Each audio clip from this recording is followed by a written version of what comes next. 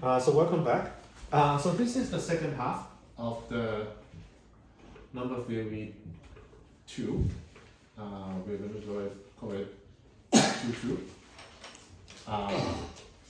And the title of the second half is called Integral Solutions to the equation ax plus by is equal to c. So we'll go like this. I'll first kind of write you the theorem in an abstract form. And we will copy it down, and then we will do 2 examples. Doing the examples is most important, easy for you to understand what the theorem is about. And then in the end, after we do the 2 examples, I will talk about roughly why the theorem is true. Okay, I'm not going to give a comprehensive proof because it will probably be a little bit difficult for some of you. So I'm going to just write the theorem first. So this is the theorem.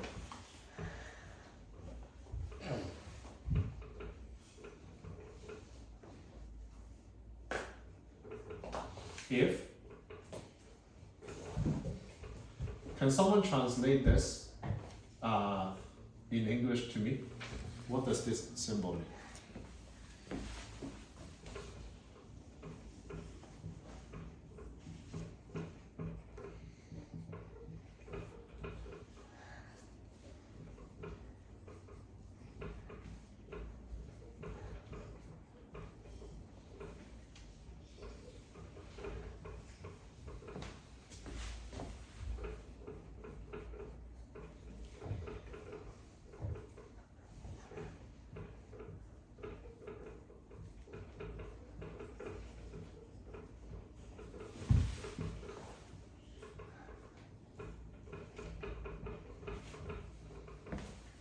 Anyone wants to try? What does this part mean?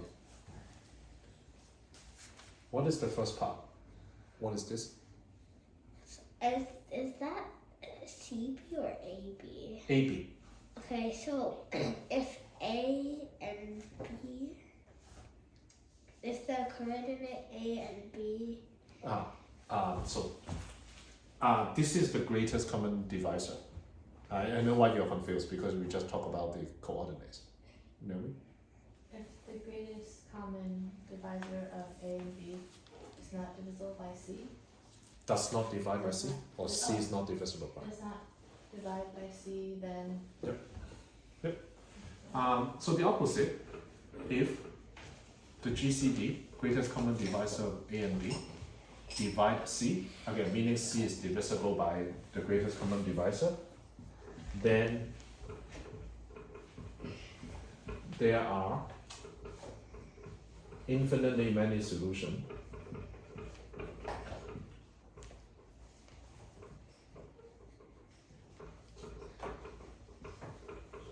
and they would look like something like this. X is equal to R plus B. Just copy this. I promise once I explain it, it's actually not as complicated as it looks, okay? Y is equal to S minus A divided by S, where R, S are any solution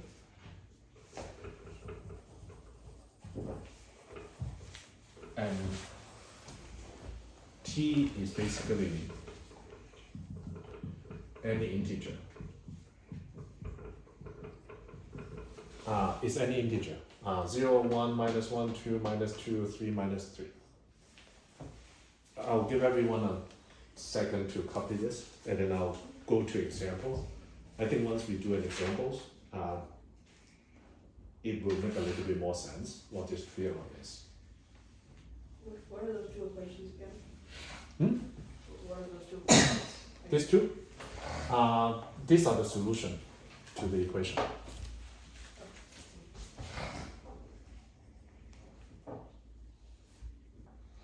What was that? This one? Yeah, is that any? Any. This is my excellent handwriting. I. Okay, let's do examples. Once we do example, that should be a lot, and then I'll explain what this is. So example 1, 2x plus 6y is equal to 18. Again, this is meant to be ax plus by is equal to c. What is a, what is b? In this example, what is a, what is b? A is 2, B is 6. Yep. And what's the greatest common divisor of 2 and 6? 2. 2. Okay. And what is c in this equation?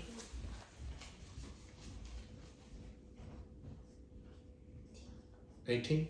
Okay. Does 2 divide 18? Yes.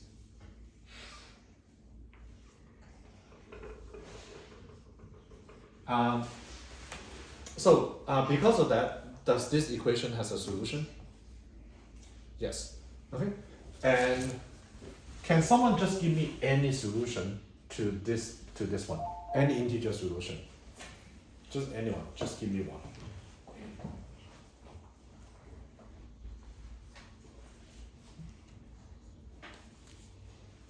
Y is 3, X is 0. Okay. Yeah. So 0 and 3 is a solution. Okay. Then now we just because 0 and 3 are a solution.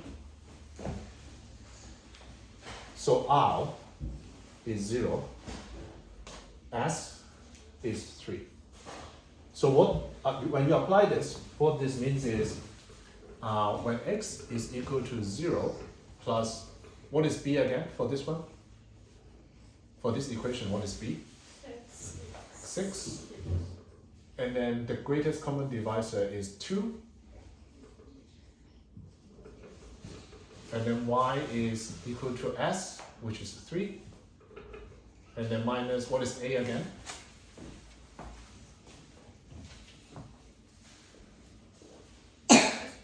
2.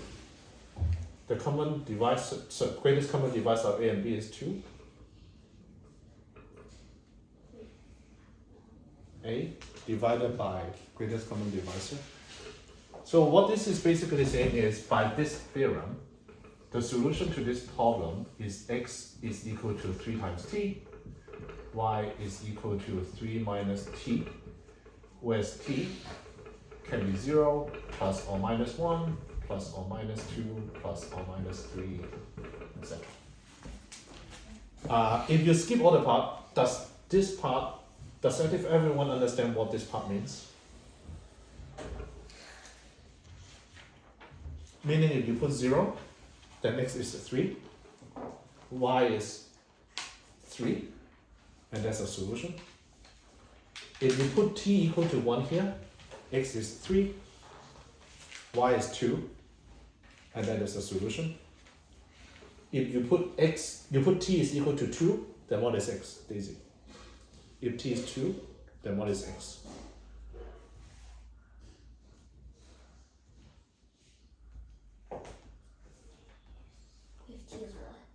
If t is equal to 2, then what is 3 times t? 6. What is 3 minus t?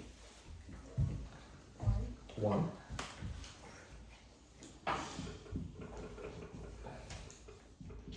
So 6 times 2 is 12. 6 times 1 is 6 is equal to 18. So that is a solution as well. Okay? So this is what this solution to this equation is. Now, practically, I hate this. Greatest common divisor. It makes it makes this more complicated than what it is. Wouldn't it be nice if this a and b, the greatest common divisor is 1, then it looks a lot more friendly. And how do we do that? Well, let's just kind of divide by the greatest common divisor of this equation. Basically make it simpler. And if we divide this whole equation by 2, then what do we get? If we just divide this whole equation by 2, then it becomes x plus 3y is equal to 9. Does it make sense to everyone? So I just divide by 2. Now, if we do that, then a is 1, b is 3. Then we basically know the greatest common divisor is 1. Because we already divide the whole equation by the greatest common divisor. So the 2 remaining numbers here and here should not have any common factor anymore.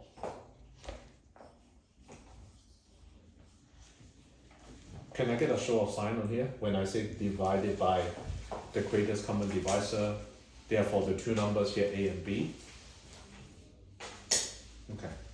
So let me try again.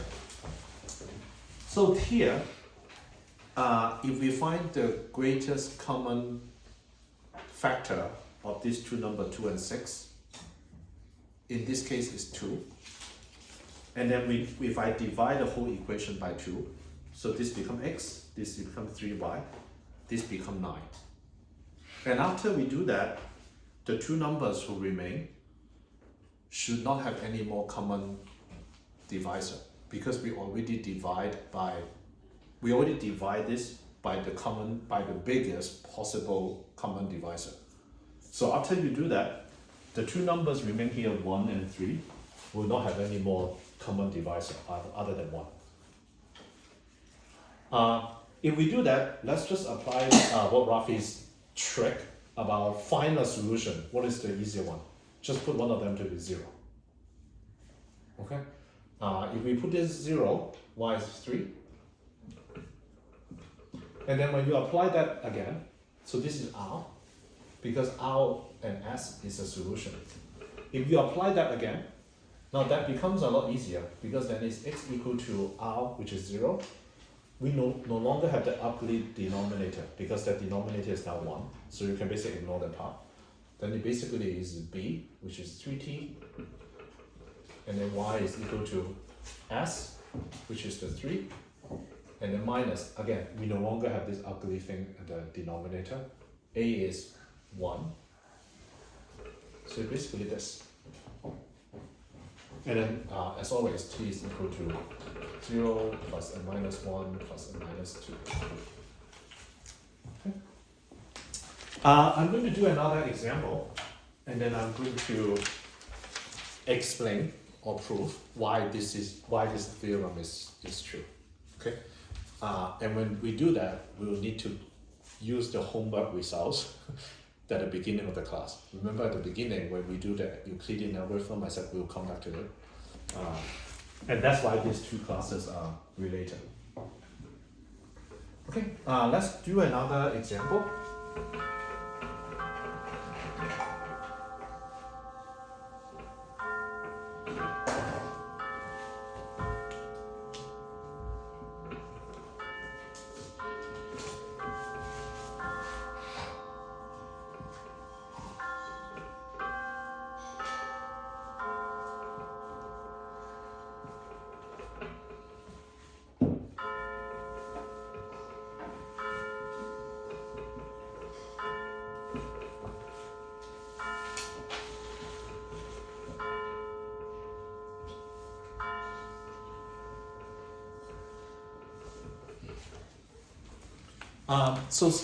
Step 1, what is A, what is B, what is C? Daisy, what is A, what is B, what is C?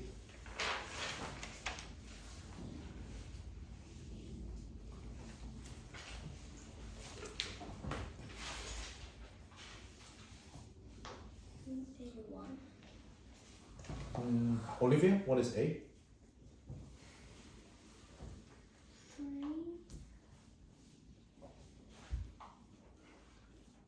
Isaac, what is A, B, and C? If this is the equation.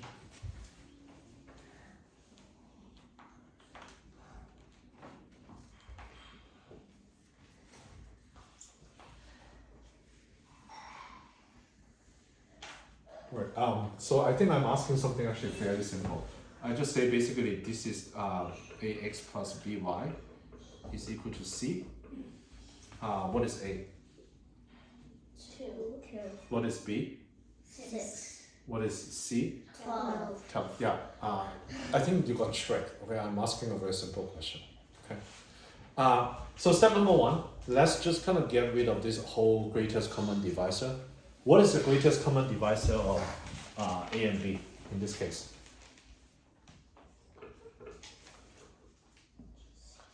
So which is 2 and 6. What is the greatest common divisor of 2 and 6, William? 2.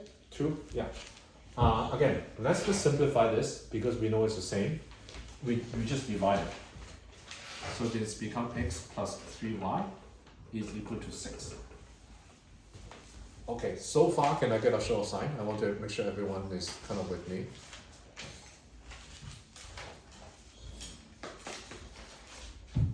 Okay. Next one. Naomi, can you give me one solution? Whatever that is. Just give me one solution. X equals 0, y equals 2. Yep. Okay, so let's just find a solution. And the next, so basically this is x is equal to 0, this is the r, and then 2 is the s. So we're basically saying find r and s are any solution. And then we're going to apply this. Then basically x is equal to r, which is in this case 0. And then plus b is 3.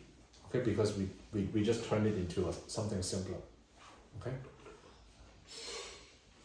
And then the greatest common divisor is now 1 plus t. And then y is equal to s, which is 2. And then minus a, which is now 1. Divided by 1 is equal to t times t.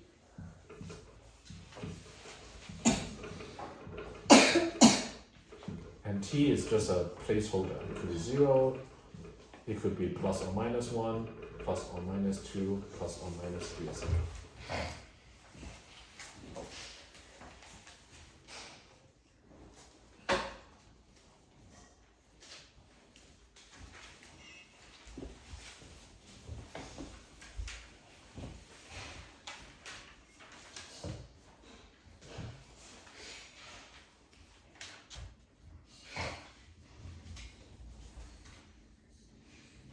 Okay.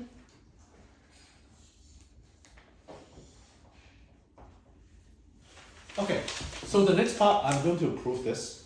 Okay, and I won't go through every step, but I'll go through the part that I think is important. There are going to be 4 steps: 1A, 1B, 1C, and 2. Okay, those are the 4 steps that I need to demonstrate. And I'm only going to talk about 1A and C. Sorry, I'm only going to talk about 1A and 2. Actually, let me write down all those kind of what the 4 steps are.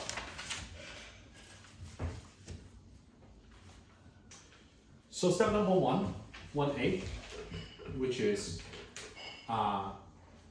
if the greatest common divisor of A and B divide C, there is at least one solution, meaning a solution exists. Okay, however you want to write it. Basically, when A and B can divide C, then that's the case. The second part is it's actually pretty trivial, but let's say if if x is equal to r and y is equal to s is a solution, then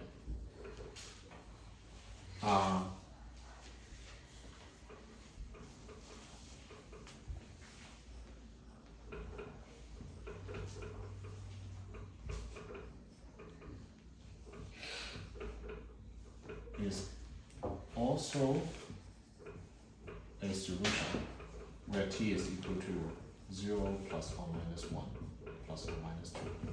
So what this is saying is, okay, once you find one, if you basically put this to be, let's say R and S is a trivial solution, basically you find a solution, then you can basically do this plus something times t minus, sorry, there's a typo here, is minus 8t is also solution. And then 1c, 1b is all. No other solution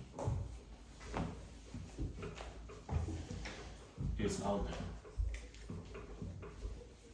And then finally, step number 2 is if the greatest common divisor of A and B does not divide C, then no solution.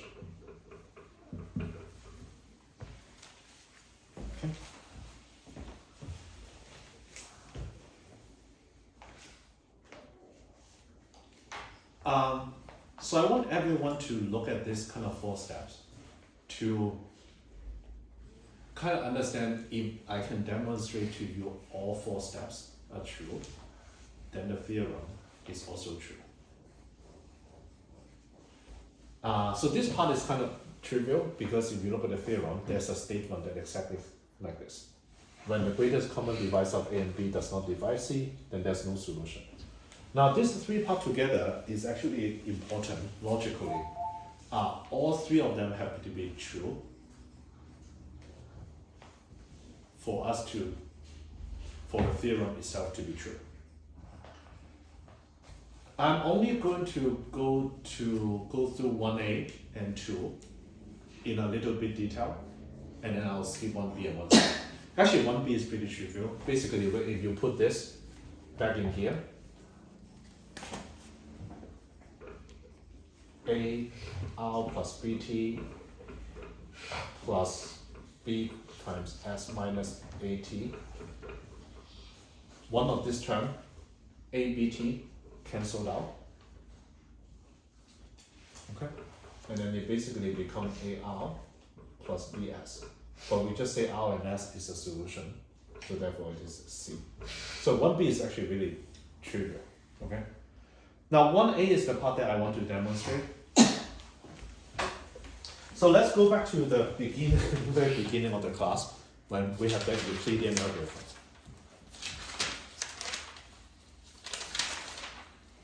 So one of them was something like this. 2 to 8 is equal to 28 times 8 plus 4. And then 28 is equal to 4 times 7. Okay, that's from the solution of the question 3a.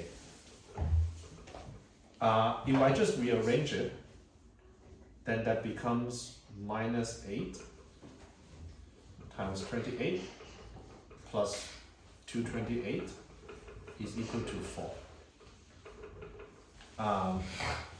To just remind everyone, 4 is the greatest common divisor of 28 and 22 to 8.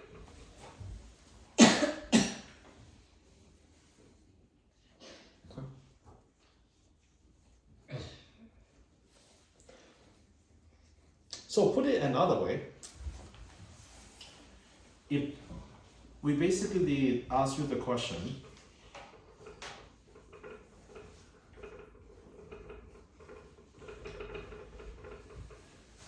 do you know what x and y is? If I happen to ask you this question at the beginning, then x is minus 8, y is 1.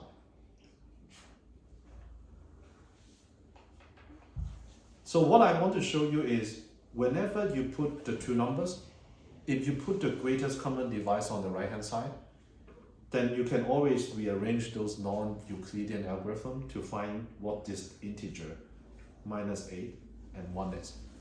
And I'm just going to do one more example, and then I'll move on to talk about 2, and then that will be the end of class. Okay? So I'm going to demonstrate the other one. which is the one that looks a lot more longer. So everyone has done this. The question 3b. 2640 is equal to 1215 times 2 plus 210. I'm just going to write it. I think you already kind of wrote this once at the beginning of the class.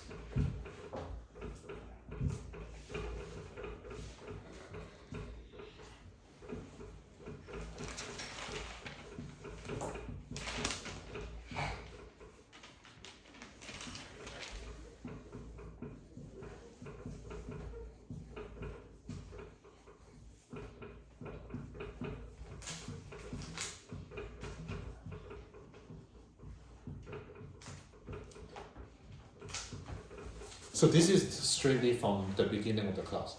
Okay. So now I'm basically going to reverse the process.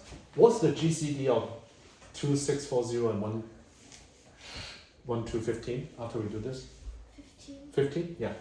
So GCD of 2640, 1215 is equal to 15.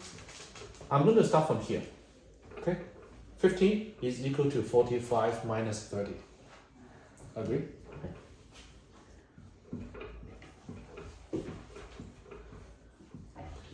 Next, I'm going to use the second last step. 30 is equal to 165 minus 3 times 45.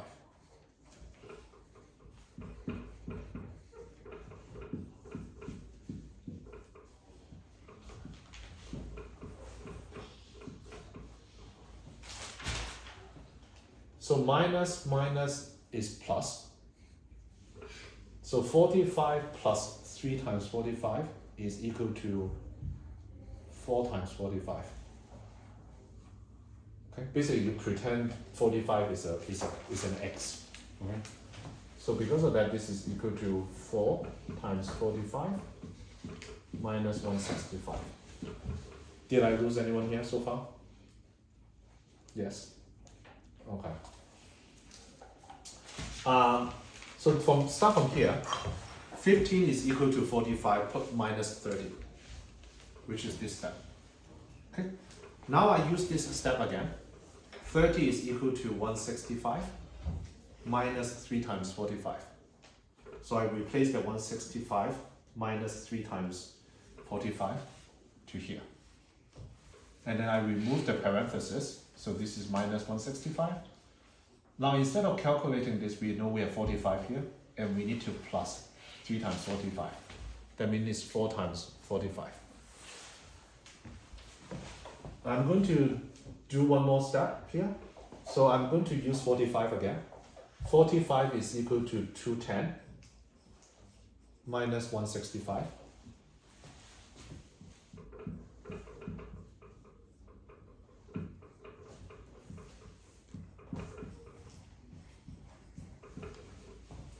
So then we have 4 times 210, and then this is minus 4 times 165, and then again minus 165. Then how many times 165 we have here? Minus 4, and then minus 1. Anyone? Murphy? 5. Yeah, so we're minus 5. And then we apply this again. 165 is equal to 1215 minus 5 times 210.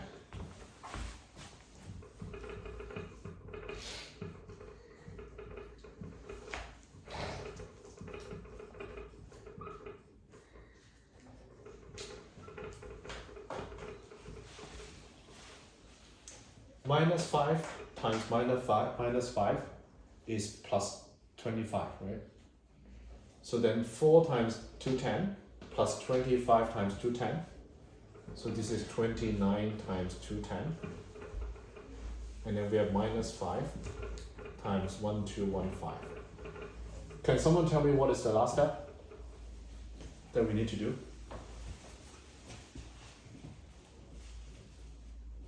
So we've done kind of several steps, and we need to do one more step. And what is the last step?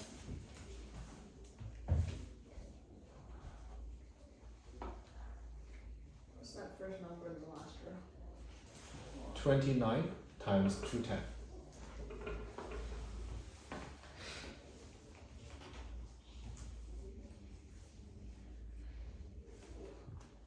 Olivia, what is the last step we need to do?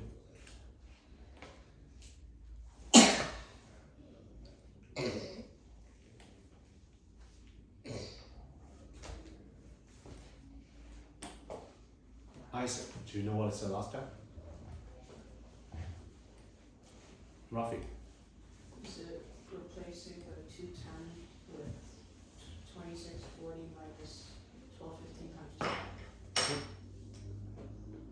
Naomi, are you with us the last step? No? Okay. Then I'll make it quick. So the last step is 210. Replace it by 2640 minus this.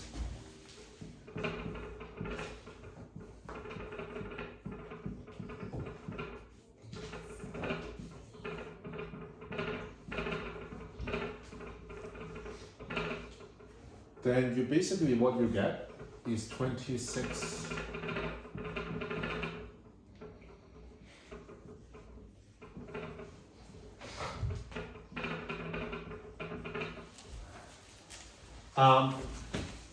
So basically, if you reverse the step from the Euclidean algorithm, now we have 29 times 2640 minus 63 times 1215 is equal to 15, and 15 is the GCD of 1215, 2640.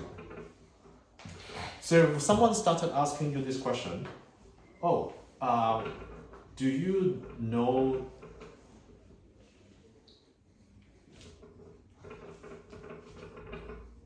if we have a solution to this equation? We know that if the right hand side is the GCD of these two numbers, 15, then we have a solution. X is 29, y is equal to minus 65. The reason is when we did the Euclidean algorithm, we basically go through this process to have a GCD. If you put the GCD of these two numbers on the right hand side, and you do this complicated reverse, going step by step by step by one step, you can always find a number x and y that is a solution to that equation. So that's why I put this to the end, because I totally expect I will lose half or more than half the class. William? I'm just doing this. I'm not raising my hand. Oh, okay. Do you have a question? Over down there, it was a negative 63. Mm-hmm. Why- The reason you get minus 63 is 29 No, minus I mean, why did it become a negative 65 up there? 63, sorry. You're correct, and I was wrong. So it's meant to be 63. Good catch. Okay. So 2, after we talk about 2, then we'll be done with this class. And I'm not really proving 2 per se, but I want to teach you a logic question. Can someone tell me what step number 2 is? Can someone read to me what step number 2 was?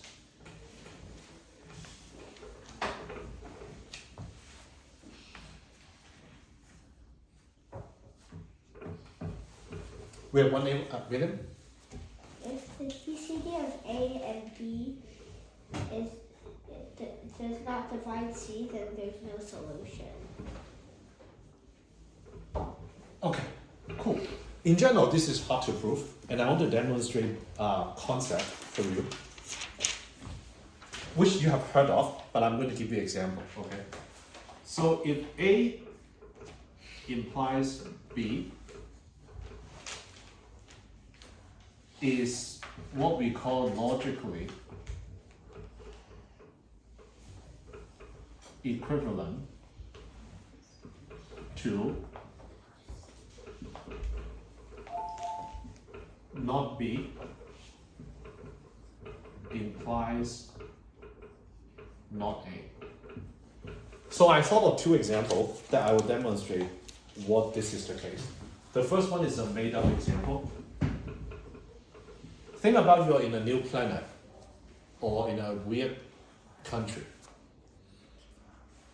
In that country, if a fruit is red, then the fruit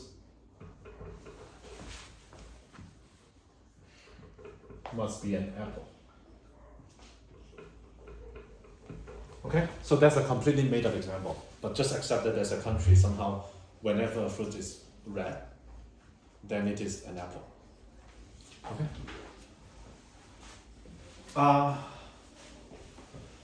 Now, there are two ways of demonstrating this. One is you find every apple in the country, okay, and I show you see every single apple is red. Agree? Okay.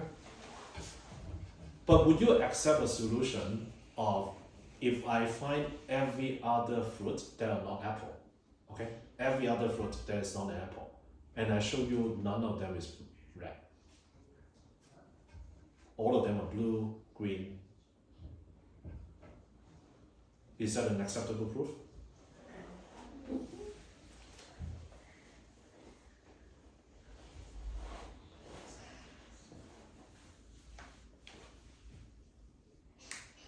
The answer was meant to be yes. Okay. Because if you already show that no other fruit is red, then you could basically say if a fruit is red, then the fruit must be an apple.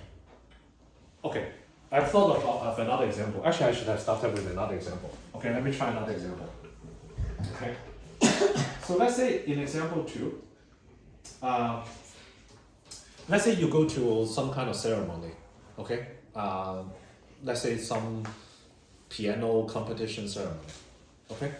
So let's assume if they announce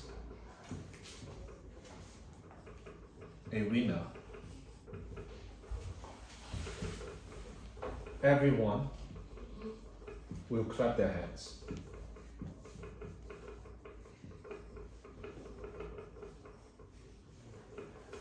Okay? Which is a reasonable assumption. Now let's say if you stand outside the auditorium, if you didn't hear anyone clap their hands, what does it mean?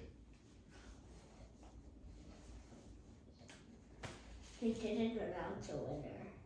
Yes. Okay, that is acceptable, right? Okay, so which is basically the same thing. In everyday life, you actually use this logic a lot when you find a normal example. Okay.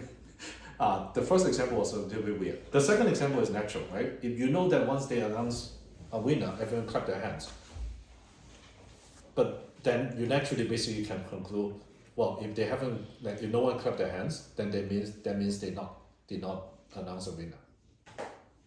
Okay, so this is kind of A implies B is the same logical equivalent. Is not B implies not A. Is something that mathematics use a lot. And I'm not going to show it, but I want to tell you when we apply to this one, the way that we show this statement is actually the following. If there's a solution,